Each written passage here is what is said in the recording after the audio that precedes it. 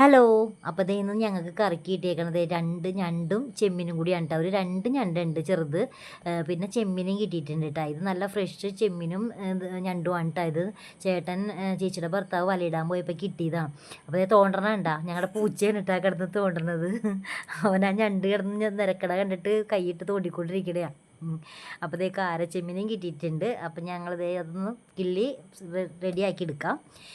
അങ്ങനെ ഞാൻ ദേ ചെമ്മീനും ഒക്കെ കിള്ളി എടുത്തിട്ടുണ്ട്, ഞണ്ടും ഒടിച്ചെടുത്തിട്ടുണ്ട്. ഇനി അത് നമുക്ക് വേവിച്ചെടുക്കാം. അപ്പോൾ അതിന് വേണ്ടിയിട്ട് ഞാൻ മഞ്ഞൾപ്പൊടിയും ഉപ്പും പിന്നെ പച്ചമുളക് ഞാനിപ്പോൾ ഇട്ട് കൊടുക്കണില്ല, കാരണം ഇഞ്ചിയാണ് ഇപ്പോൾ ഇട്ട് കൊടുക്കണത്. ഇപ്പോൾ പച്ചമുളക് ഇട്ടിട്ട് അമ്മച്ചിക്ക് ഉപ്പിൽ വെച്ചത് മാറ്റാൻ പറ്റില്ല, അപ്പോൾ അത് കാരണം പച്ചമുളക് ഇട്ടിട്ടില്ല കേട്ടോ.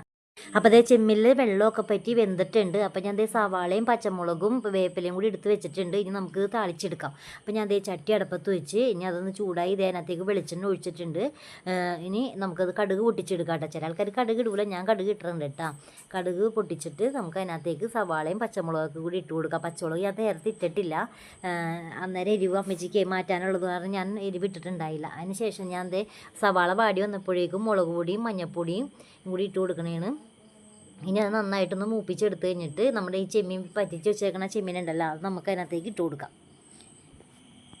അപ്പോൾ അത് ചെമ്മീൻ ഇട്ട് അങ്ങോട്ട് നന്നായിട്ട് മിക്സ് ചെയ്ത് കൊടുക്കുക. അപ്പോൾ ചെറിയ ഒരു ചാറ് പോലെ വേണോട്ട് ഇവിടെ, ഭയങ്കരമായിട്ട് വറ്റിച്ചെടുക്കുന്നത് ഇഷ്ടമല്ല. അപ്പോൾ ഇതിനും കൂടി ചാറ് വേണം. അപ്പോൾ ഞാൻ അതാണ് പൊടിക്ക് കുറച്ച് വെള്ളവും കൂടി ചേർത്ത് കൊടുത്തിട്ടുണ്ട്. കുറച്ച് ഒഴിച്ചോളൂ കേട്ടോ, കുറച്ച് വെള്ളവും കൂടി ചേർത്ത് ഒഴിച്ച് കൊടുത്തിട്ടുണ്ട്. അപ്പോൾ അത് നമ്മുടെ ചെമ്മീനും ഞണ്ടും കൂടി ഒലത്തിയത് റെഡി ആയിട്ടുണ്ട്.